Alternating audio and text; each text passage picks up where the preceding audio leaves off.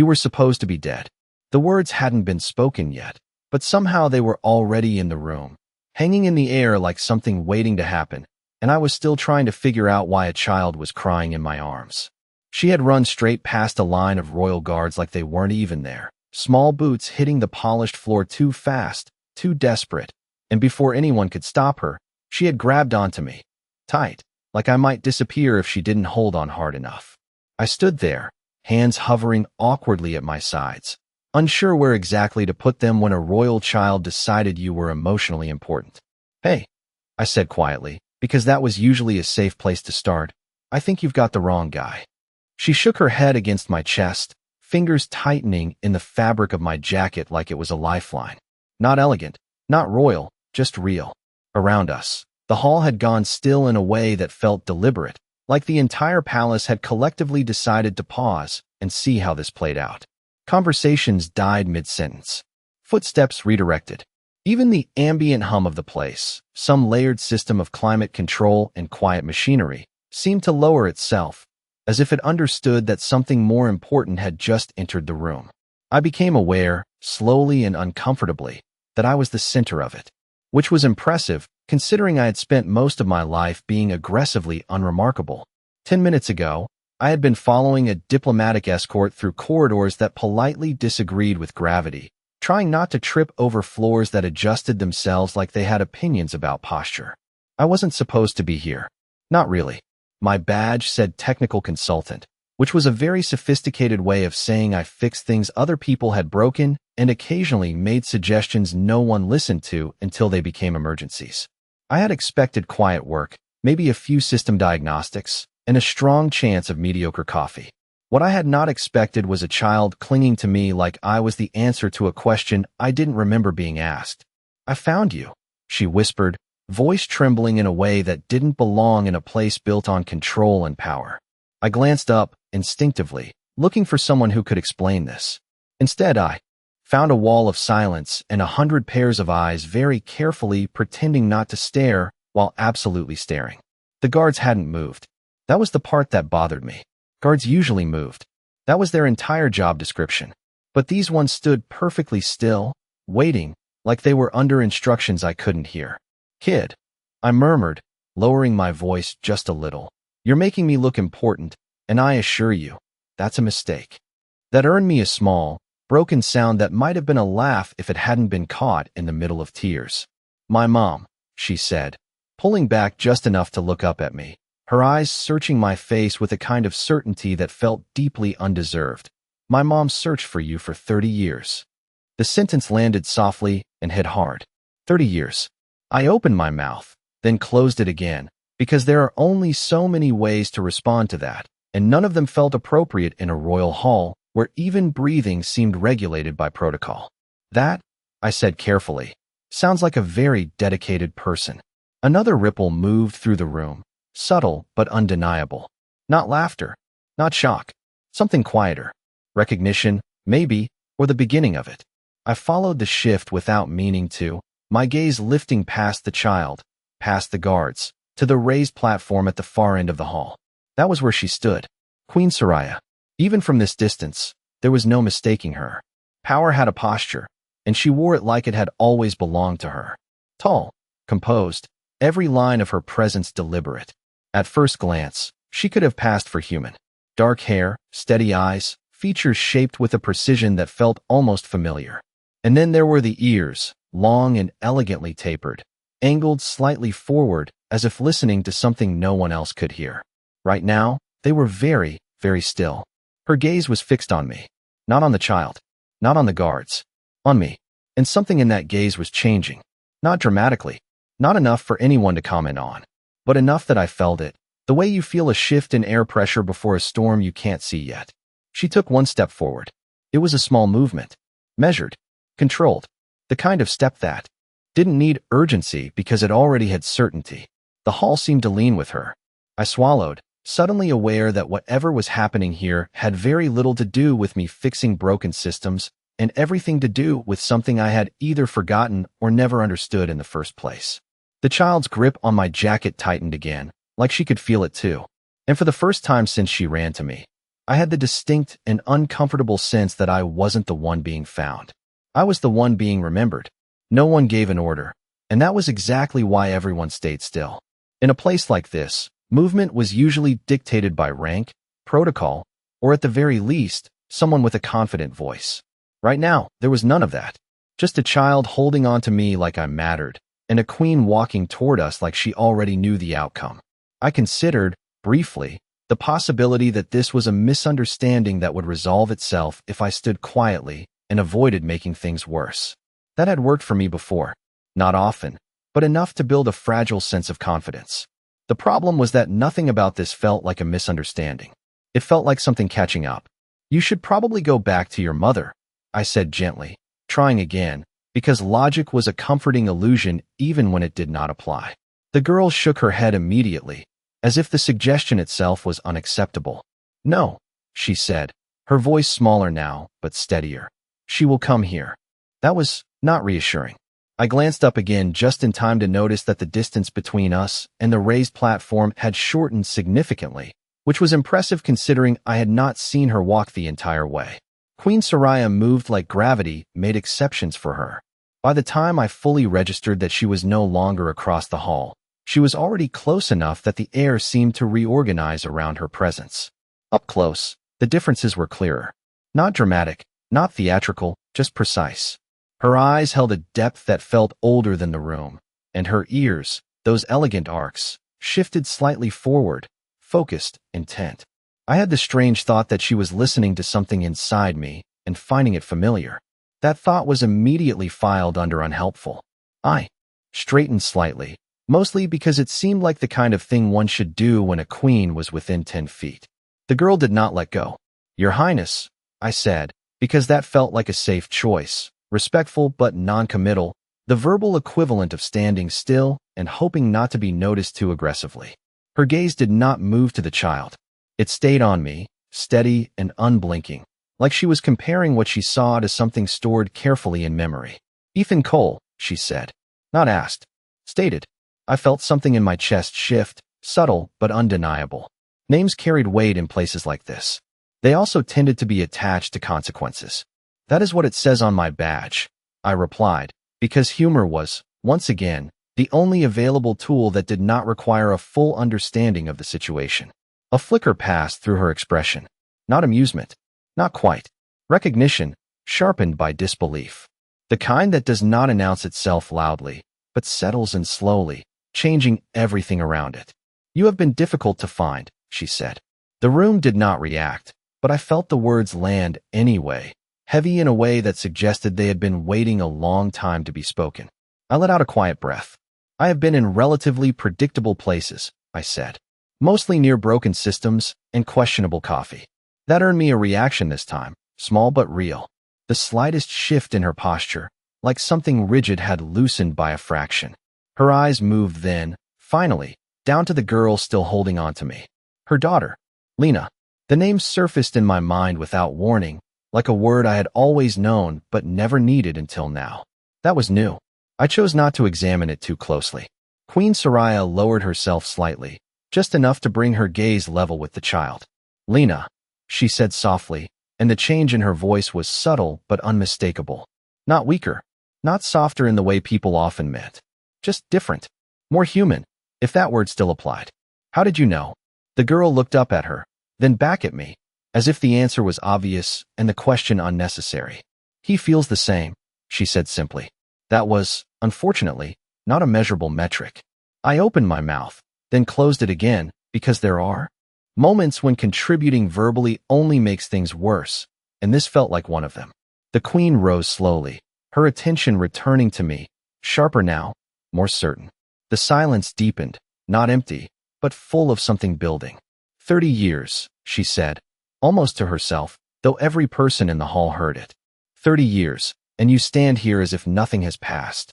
I rubbed the back of my neck, feeling suddenly aware of the fact that I had not aged in ways people expected, a detail I usually avoided thinking about. In my defense, I said carefully, time and I have had a complicated relationship. Her ears stilled completely. The last trace of uncertainty in her expression faded, replaced by something far more dangerous. Certainty. She took one final step closer, close enough now that I could see the faint reflection of myself in her eyes, small and very much out of place. You remember nothing, she said. Not a question. I hesitated. That felt like the wrong answer no matter how I phrased it. I remember enough to know that this conversation is above my clearance level, I said. For a heartbeat, nothing happened. Then, very quietly, she spoke again. Then we will correct that. The room did not relax after she said it.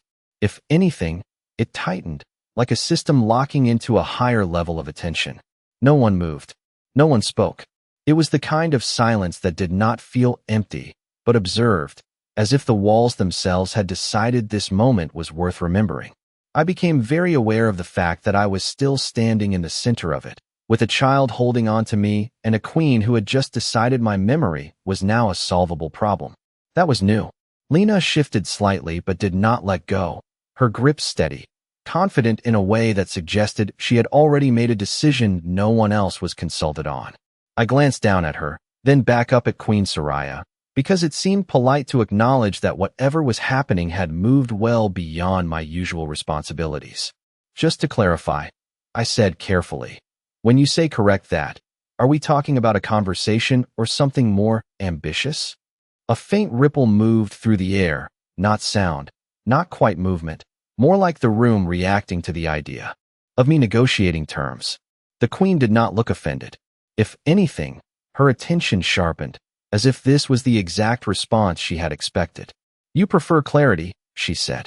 I prefer not being surprised by life-altering revelations without a briefing, I replied. That earned me the smallest shift in her expression again. Something restrained but unmistakably present. Not warmth. Not yet. But less distance. Then I will be clear, she said. You were part of my life before this day. The words settled between us with quiet precision. No drama. No raised voice. Just a statement that rearranged the context of everything I thought I understood about the last 10 minutes. I took a breath, slow and deliberate, because reacting too quickly felt like the wrong move. That is going to require supporting details, I said, preferably in a format that does not cause immediate existential confusion. Another ripple, slightly stronger this time. Somewhere behind me, a guard shifted their stance by less than an inch, which in a place like this qualified as expressive. Lena tilted her head up toward me again, her eyes searching my face like she was waiting for something to return. You used to smile like that, she said softly. I blinked. Like what? Like you are not sure if you should stay or leave, she answered, as if that explained everything. I opened my mouth, then paused, because that was uncomfortably accurate. That is a very specific observation, I said. I have a lot of experience, she replied. That was not reassuring either. Queen Soraya stepped closer again, closing the remaining distance until there was very little space left between us. Not intrusive, not overwhelming, just present, undeniably so. I could feel the shift in the room, the way attention narrowed, focusing entirely on this interaction as if everything else had become secondary. There are records, she said. Fragments. Reports. A name that appeared and then disappeared. Her gaze held mine, steady, unyielding. You were there when I needed you most. That landed differently. Heavier. Not because I remembered it, but because some part of me reacted anyway, a faint echo of something I could not quite reach. I frowned slightly, more at the sensation than the words. I have assisted many people in moderately inconvenient situations, I said. It is possible I made an impression. Her ears shifted, just slightly, movement so controlled it almost did not register, but I caught it. Focus tightening. You stayed, she said. When others left, you stayed. The echo sharpened. Not a memory. Not yet. Just a pressure behind it. Like something waiting to surface if given the right angle. I exhaled slowly. That does sound like something I would do, I admitted. I have a tendency to make questionable long-term decisions. For the first time, something like a real reaction crossed her face. Brief. Subtle. But real. The smallest curve at the edge of her mouth, gone almost as quickly as it appeared. Lena noticed it too. I could tell by the way her grip relaxed just slightly, as if that moment mattered more than anything said so far. He stayed. She repeated, softer now, like it was a fact she had been holding onto for a long time. The queen's gaze did not leave mine. And then you were gone, she said. Not accusation. Not anger. Just truth. I looked at her, at the certainty in her expression, at the way the entire room had aligned itself around this conversation, and for the first time, I felt something shift inside my own understanding. Not recognition. Not yet. But the absence of it was starting to feel less like certainty and more like a gap. And gaps, in my experience, meant something had been removed. All right, I said quietly, more to myself than anyone else. Now I am curious. Curiosity, I had learned, was rarely a harmless emotion. It usually arrived right before things became complicated. The room seemed to approve of it, though. The silence shifted again, not loosening, but deepening, like it had settled into something more permanent. Queen Soraya did not move immediately. She studied me for another moment, as if confirming that whatever she had been looking for was now fully present. Then she turned, just slightly, and the entire hall responded. Not with noise, with absence of it. Guards adjusted their stance by fractions. Attendants stepped back without being told. Even the air felt like it made space for her decisions before they were spoken. This conversation will continue elsewhere, she said. It was not loud, but it carried, precise and absolute. The kind of statement that did not require agreement. I glanced around, half expecting someone to object on procedural grounds, but no one did. Apparently, I had just been reassigned without paperwork. Elsewhere sounds promising, I said. Fewer witnesses, more explanations. Lena tightened her grip slightly at the word elsewhere, as if she was concerned I might be relocated without her approval. I am coming, she said firmly, looking up at her mother. Queen Soraya regarded her for a moment, something unreadable passing through her expression, then gave a single, small nod. Permission granted. Lena relaxed immediately, which suggested this was a negotiation she had expected to win. That was useful information. The Queen turned back to me. Walk with us, she said. Again, not a request. I considered pointing out that I had been planning to walk anyway, but something about the moment suggested restraint was the better option. Of course, I said instead, adjusting my jacket out of habit, as if that would somehow prepare me for whatever came next. The hall began to move again, carefully, like a system restarting after a brief but significant interruption. People did not stare openly, but I could feel the weight of their attention, redirected, filtered through peripheral vision and carefully controlled posture. We moved through the space with a kind of quiet gravity, the crowd parting just enough to create a path that had not existed a moment ago. Lena stayed close, one hand still holding onto my sleeve, as if proximity was non-negotiable. I did not argue. It seemed unwise to challenge the only person in the room who had approached me without hesitation. The doors at the far end of the hall opened before we reached them, responding to the Queen's approach with a smooth, almost anticipatory motion. Beyond them, the corridor stretched long and curved, its walls lined with subtle patterns of light that shifted as we passed, like the structure itself was paying attention. I noticed the change in atmosphere immediately. The hall had been public, controlled, layered with observation. This space felt quieter, not empty, but private in a way that suggested fewer eyes and more truth. I exhaled slowly. I appreciate the change of scenery, I said. The previous room was starting to feel emotionally crowded. Lena let out a small sound that might have been a suppressed laugh. Progress. Queen Soraya did not respond verbally, but her pace adjusted by the smallest margin, matching mine more closely. It was subtle, almost imperceptible, but intentional. The kind of adjustment that said she was no longer simply moving through space. She was moving with me. That was new. We walked in silence for several seconds, the kind that did not demand to be filled, but invited thought whether I wanted it or not. The pressure in the back of my mind returned, stronger now, like something just out of reach, a memory that refused to resolve into anything useful. I frowned slightly, more at the sensation than the situation. You mentioned records, I said finally, because structured information felt like a safer direction than whatever my brain was attempting on its own. Fragments, reports, a disappearing name. That sounds like the beginning of a story I was not aware I was part of. She slowed, just enough that we came to a gradual stop near an opening in the corridor that looked out over the city below. From this height, the structures curved and shimmered, layered with light and motion, like the entire planet was quietly alive. She turned to face me fully again, the shift in her posture signaling that whatever came next mattered more than movement. Lena stepped slightly to the side, but did not let go. It is not a story, she said. It is a gap. I tilted my head. I have noticed that, I said. I am beginning to suspect I am in the middle of it. Her gaze held mine, steady, certain. You are the reason it exists. That landed differently than everything else. Not heavier. Sharper. I let the words settle, felt the echo of that pressure in my mind respond again, like it had been waiting for that exact phrase. A gap. Something missing. Something removed. I rubbed the back of my neck, exhaling slowly. All right, I said. I am officially interested in how I managed to become a structural problem in your historical records. Lena looked up at me again, her expression softer now, less desperate, more relieved. You came back, she said quietly. I glanced down at her, then back at the Queen, because that sentence felt like it belonged to both of them. I do not remember leaving, I admitted. Queen Soraya's expression did not change, but something in her eyes shifted again, deeper this time, like a door opening behind the surface. That, she said, is exactly the problem.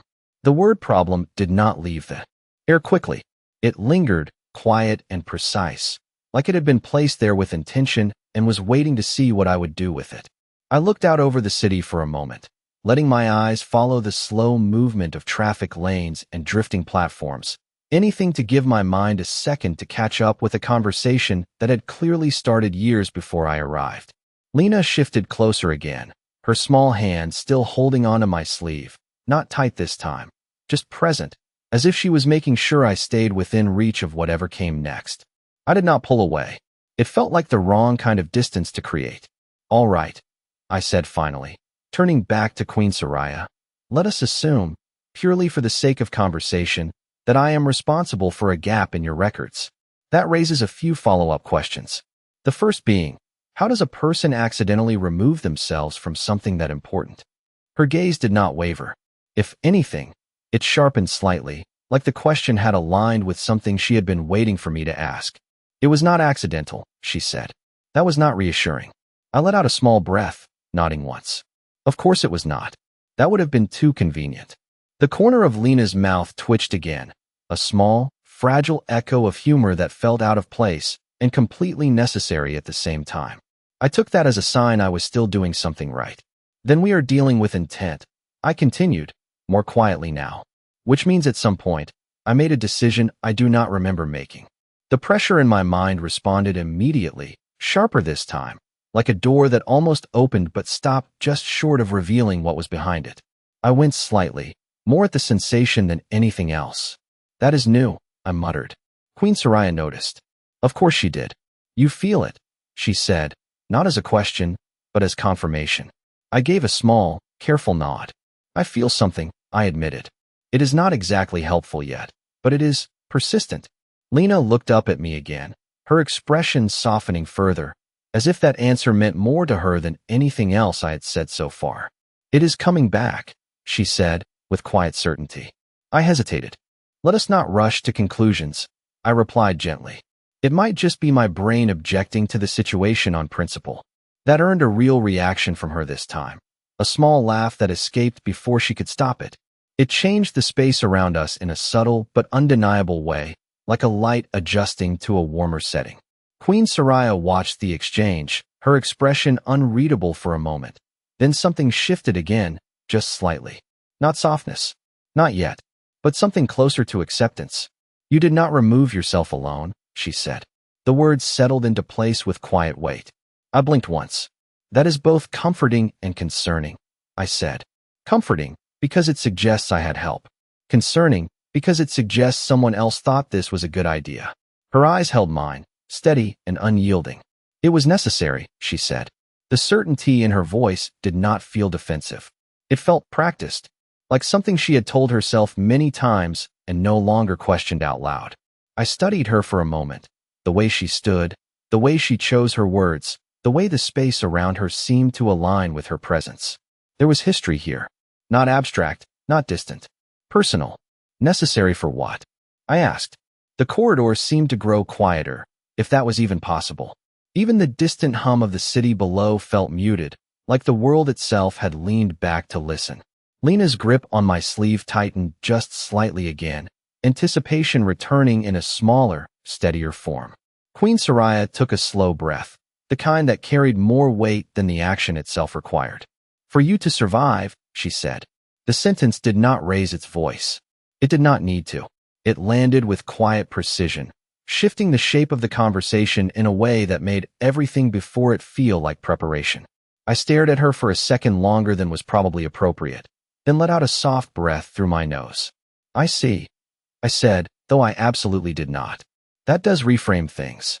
The pressure in my mind surged again, stronger this time, not painful, but insistent, like something knocking from the inside. A flash, brief and incomplete, slipped through before I could stop it. Light. A room that was not this one. Her voice, different, closer. And then it was gone. I went. Very still. Lena noticed immediately. What did you see? She asked, her voice barely above a whisper. I did not answer right away. I was too busy trying to decide if what I had just experienced counted as memory or imagination with unusually good timing. Queen Soraya stepped closer again, not rushing, but not holding back either.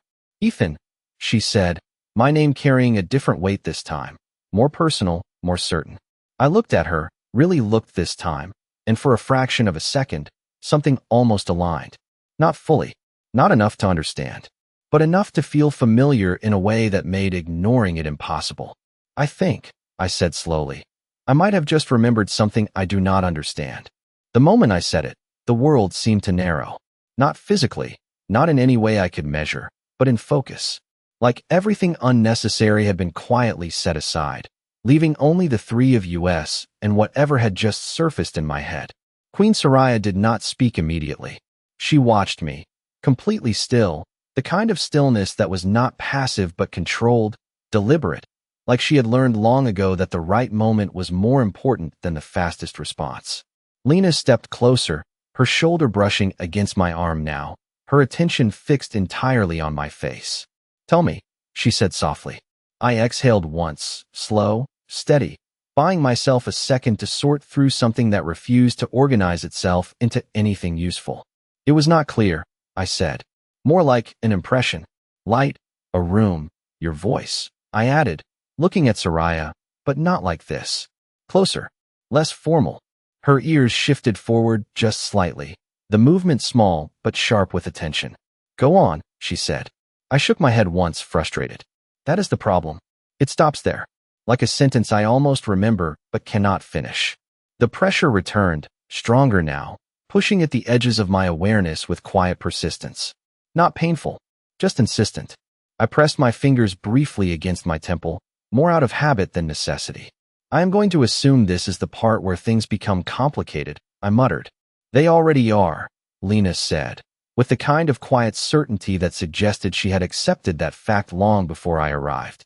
I glanced down at her, then back at the queen. That is fair. Soraya took another step closer, closing the last bit of distance until I could feel the subtle shift in temperature around her, the way the air seemed to hold a little more weight. Not oppressive, just present. You were in my private chamber, she said. The statement was calm, precise, but there was something under it now, something that had not been there before. Not uncertainty, not doubt, memory. You were injured, she continued, and you refused to leave. The words aligned with the fragment in my mind like pieces that almost fit but had not yet locked into place. I frowned slightly, focusing, trying to push past the edge of what I could see. Another flicker, sharper this time. A ceiling that curved like the inside of a shell. Light filtering through something translucent. Her voice again, closer, softer, speaking words I could not quite catch. And then, stillness. Not silence. Stillness. Like waiting. I inhaled slowly, the memory slipping away just as quickly as it had come. That feels familiar, I admitted. Which is not the same as helpful, but it is something.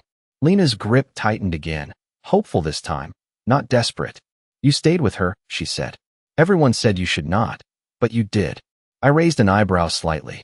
That sounds like a pattern, I said. Ignoring reasonable advice is something I have a documented history of. That earned a small breath from Soraya, not quite a laugh, but close enough to count as progress. It changed her expression by a fraction, softened the sharp edges just enough to make something else visible underneath. Not vulnerability. Something quieter. Recognition that was no longer being held back. You were not supposed to matter, she said. The sentence was simple, but the weight behind it was not. I tilted my head slightly. That is a comforting expectation, I replied. I have always aimed to be professionally irrelevant. Her gaze did not break. And yet you did, she said. The pressure in my mind surged again, stronger than before, like something finally pushing past resistance. This time the image held longer. A hand, hers, resting against mine, not formal, not distant. Close, real, and a voice, clearer now, not commanding, not royal, just hers. Stay. The word echoed through the memory and into the present, bridging the gap in a way that made my chest tighten unexpectedly. I blinked, the image dissolving, but the feeling remained. Not confusion, not entirely. Something steadier. Something that did not belong to this moment alone. I looked at her, really looked, and for the first time, the familiarity was not just a sensation at the edge of my thoughts. It was there, faint but undeniable, like a name I had almost forgotten but could still recognize when I heard it. You asked me to stay, I said quietly. The words came out before I could second-guess them. Lena's breath caught softly beside me. Soraya did not move, but something in her eyes shifted, deeper this time, something that had been held in place for a very long time finally loosening by the smallest margin. Yes, she said. Just one word.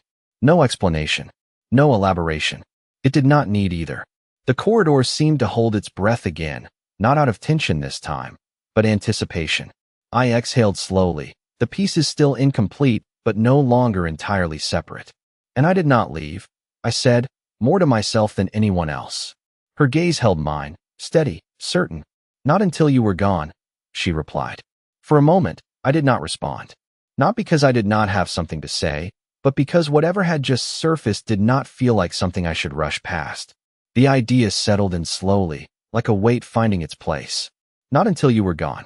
I looked at her, trying to understand the exact meaning behind those words, because there was a difference between leaving and being gone, and something told me that difference mattered more than I wanted it to. That sounds less like a decision, I said carefully, and more like an event I was not consulted on. Lena shifted beside me, her fingers tightening just slightly again, not out of fear this time, but anticipation. She was waiting, I realized, not for answers, but for alignment. Like she had already decided what this meant, and was just waiting for me to catch up. Queen Soraya did not look away. You did not choose to leave, she said. The certainty in her voice left no room for interpretation. Then someone chose for me, I replied. It was not a question. It felt like a conclusion that had been waiting just beneath the surface, needing only a few pieces to become visible. The pressure in my mind responded again, sharper. Now, less hesitant. Another fragment slipped through, clearer this time. Not a room. A corridor. Not this one, but similar. Light shifting along the walls. Voices, distant, urgent but controlled. And then a sensation, not visual, not auditory, just absence. Like something being pulled away, not violently, but completely. I inhaled sharply, the memory dissolving before it could fully form, leaving behind only the shape of what had been there. I stayed very still, because moving felt like it might disrupt something that was finally starting to connect. Lena noticed immediately. Of course she did. You felt it again, she said, her voice quiet but certain. I gave a small nod, still focused on the echo of it. Yes, I said, and I am starting to think I did not just forget something. I think something was removed. The words hung in the air, heavier than anything I had said so far. Queen Soraya's expression did not change dramatically, but something in her posture shifted, a subtle confirmation that I had reached the right conclusion. Yes, she said. Just that. No hesitation. No correction. Just agreement. I let out a slow breath, processing that, because there is a difference between suspecting something and having it confirmed by the one person who clearly knew more than they were saying. All right, I said quietly. That is concerning, but also helpful. Lena looked up at me again, her expression softer now, almost relieved. You said you would come back, she said. I frowned slightly, turning my attention to her. Did I? She nodded without hesitation. You told her not to be afraid. You said you would come back when it was safe. I glanced back at Soraya, because that sounded like something that required verification from someone who had been there. Her gaze held mine, steady, unwavering. You did, she said. The weight behind those two words was different this time. Not just memory. Trust. Something that had been carried forward for years without being questioned. I rubbed the back of my neck again, exhaling slowly. That sounds like something I would say under pressure, I admitted. I have a habit of making promises that feel reasonable at the time. Lena shook her head immediately. No, she said, more firmly now. You meant it. That stopped me for a second. Not because of the words themselves, but because of the certainty behind them. Children did not negotiate belief the way adults did. They either knew or they did not. And she knew. I looked between them, the queen and her daughter, and for the first time, the gap did not feel like an abstract problem. It felt personal, like something that had been taken from all three of us in different ways. So, I said slowly, I stayed, I made a promise, and then something removed me from the situation entirely. I paused, letting that settle. That suggests whatever happened was not small. It was not, Soraya said. Her voice was quiet, but the weight behind it was unmistakable.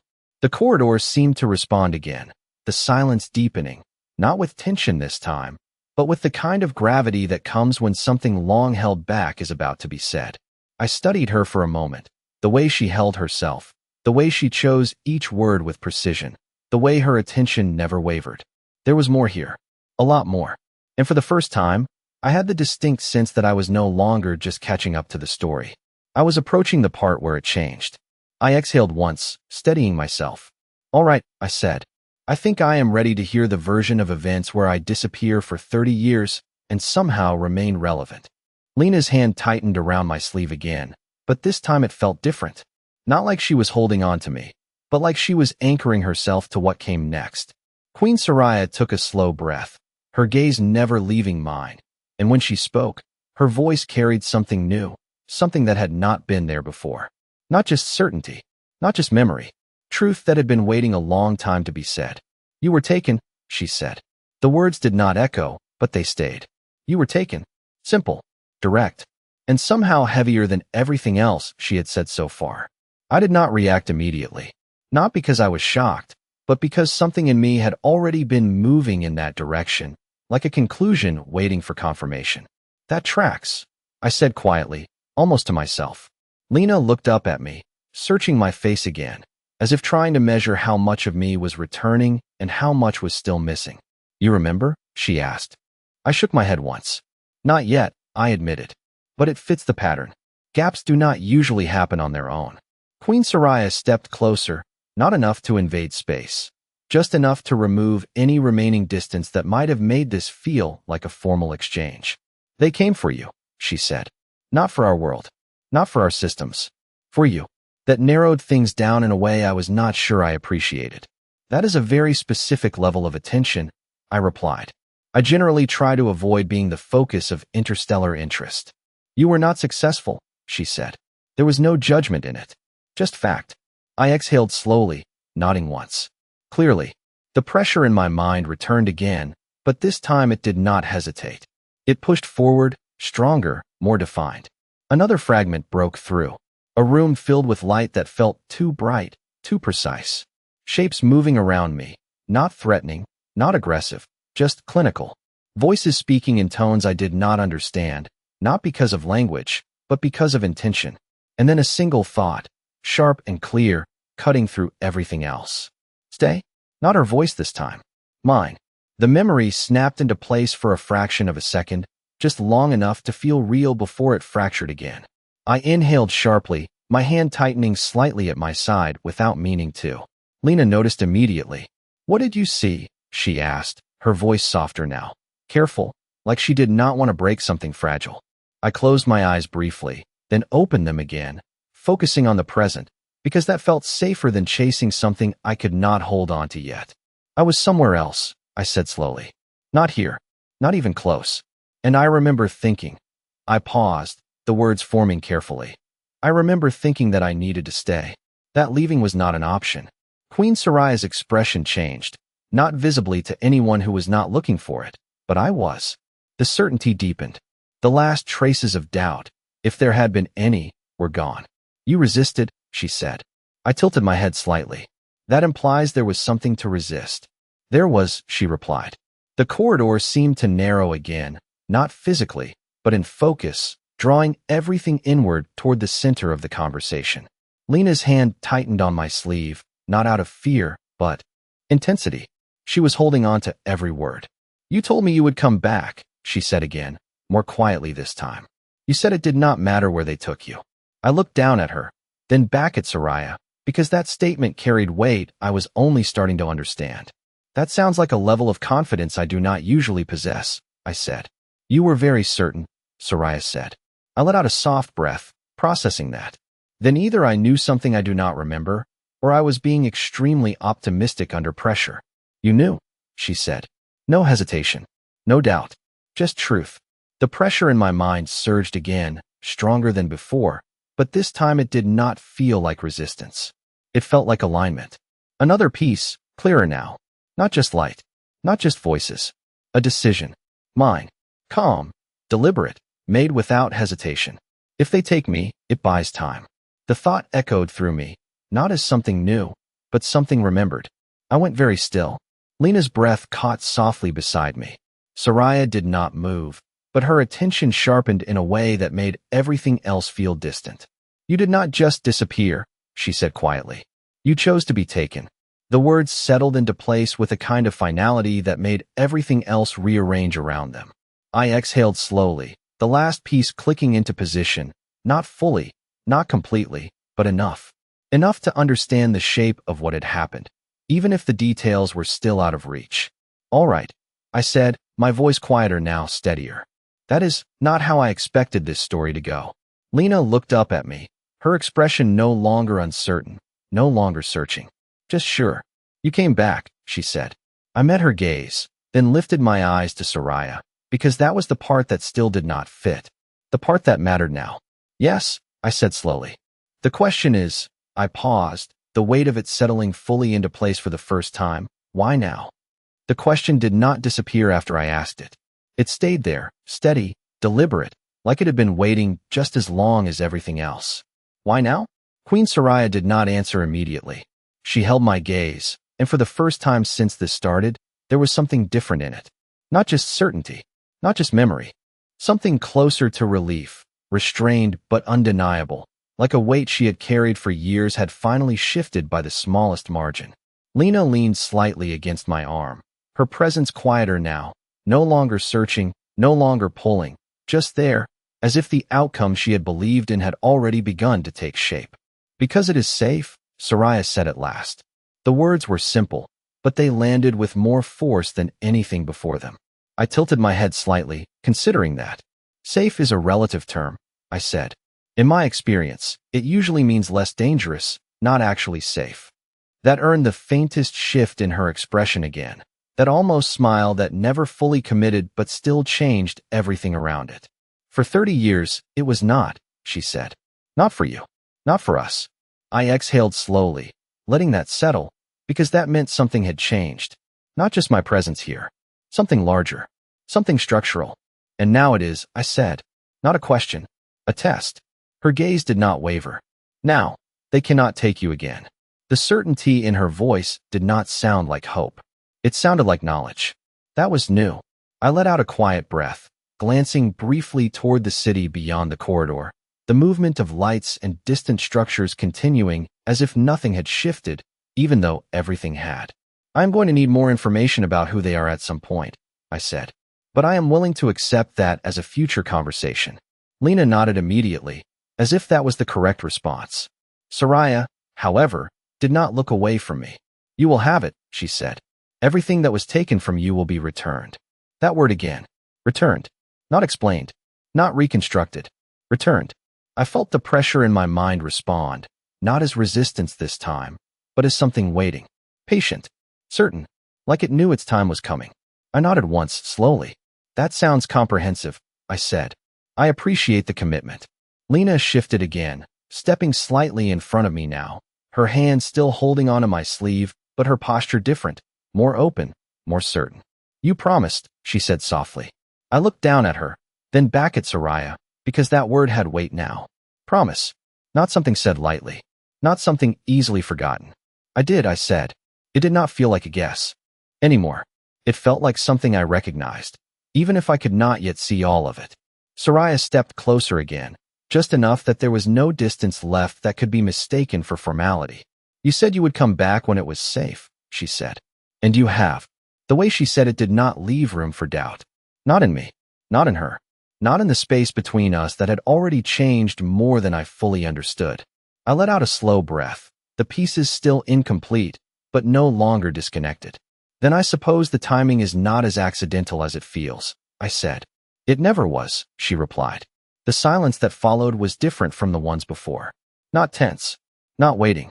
Settled.